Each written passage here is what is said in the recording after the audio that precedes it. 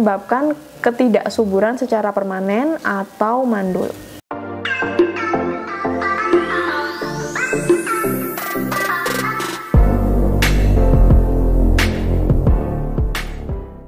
Assalamualaikum warahmatullahi wabarakatuh. Selamat datang di Makin Sehat Channel. Kali ini kita mau bahas mengenai obat-obatan yang ternyata bisa mempengaruhi kesuburan baik dalam pria maupun wanita. Nah, banyak orang yang mungkin mempertimbangkan makanan apa sih yang mereka makan atau yang mereka konsumsi untuk dapat mempertahankan maupun meningkatkan kesuburan. Namun, satu hal yang kadang terlupakan atau bahkan mungkin beberapa orang tidak mengetahui adalah obat-obatan. Obat-obatan yang dikonsumsi oleh wanita maupun pria yang sedang berencana memiliki momongan juga dapat mempengaruhi kesuburannya loh. Kita masuk ke poin yang pertama. Poin yang pertama adalah bagaimana obat itu dapat mempengaruhi kesuburan.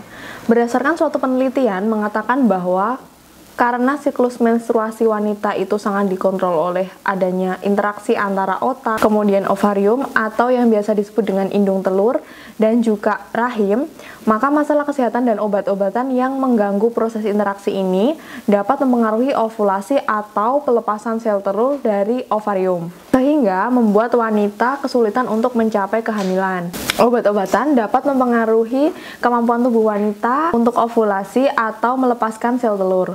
Dan pada pria akan mempengaruhi jumlah spermanya dengan mempengaruhi produksi dari follicle stimulating hormone atau yang biasa disebut dengan FSH atau luteinizing hormone atau LH oleh kelenjar hipofisis yang ada di otak. Poin yang kedua adalah obat-obatan apa aja sih yang bisa mempengaruhi kesuburan. Jadi beberapa obat mempengaruhi kesuburan pria dan wanita dalam cara yang berbeda-beda. Nah, obat-obatan yang mungkin menurunkan kesuburan wanita ini jenis-jenisnya adalah yang pertama steroid. Obat-obatan golongan steroid seperti kortison dan prednison terbuat dari hormon testosteron dan banyak digunakan untuk mengobati asma dan lupus. Penggunaan dalam dosis tinggi dapat menurunkan kesuburan wanita loh. Dalam hal ini, menurunkan kesuburan wanita itu obat steroid ini dengan cara menghambat kelenjar hipofisis yang ada di otak untuk melepaskan FSH dan LH yang diperlukan untuk melepaskan sel telur dan dari indung telur atau yang biasa disebut dengan ovulasi. Selanjutnya, jenis obat yang kedua adalah produk untuk rambut dan kulit yang mengandung hormon. Krim kulit, gel, kemudian produk perawatan rambut yang mengandung hormon estrogen dan progesteron juga dapat mempengaruhi ovulasi. Walaupun penyerapan produk ini melalui kulit mungkin tidak akan menyebabkan masalah, tetapi ada baiknya untuk tetap menghindari produk-produk seperti ini ketika sedang program hamil ya. Jenis obat yang ketiga adalah obat antihipertensi atau yang biasa digunakan untuk tekanan darah tinggi. Beberapa obat lama yang berguna untuk mengobati tekanan darah tinggi atau yang biasa disebut dengan hipertensi seperti metildopa dapat meningkatkan kadar hormon prolaktin dan dapat mengganggu ovulasi. Kemudian obat yang selanjutnya adalah obat yang berkaitan dengan sistem saraf. Hampir setiap obat yang ditujukan ke sistem saraf pusat ini seperti obat penenang, kemudian obat yang mencegah terjadinya kejang yang biasanya digunakan untuk pasien epilepsi dapat menyebabkan peningkatan kadar hormon prolaktin dan mengganggu terjadinya ovulasi. Namun, sebagian besar antidepresan seperti selective serotonin reuptake inhibitor atau SSRI tidak berdampak negatif pada proses ovulasi. Jenis obat selanjutnya adalah obat untuk tiroid.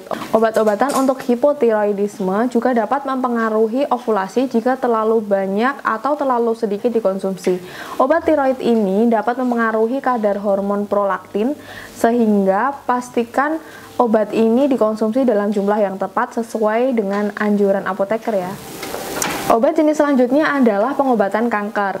Kemoterapi, terapi radiasi, dan pengobatan kanker lainnya dapat merusak sel telur atau menyebabkan kegagalan ovarium prematur, di mana ovarium itu berhenti melakukan fungsinya sebelum usia wanita mencapai 40 tahun. Nah, kemoterapi ini terutama agen alkilasi dapat menjadi racun bagi indung telur sehingga dapat menyebabkan ketidaksuburan secara permanen atau mandul. Jadi itu tadi obat-obatan yang bisa mempengaruhi kesuburan pada wanita.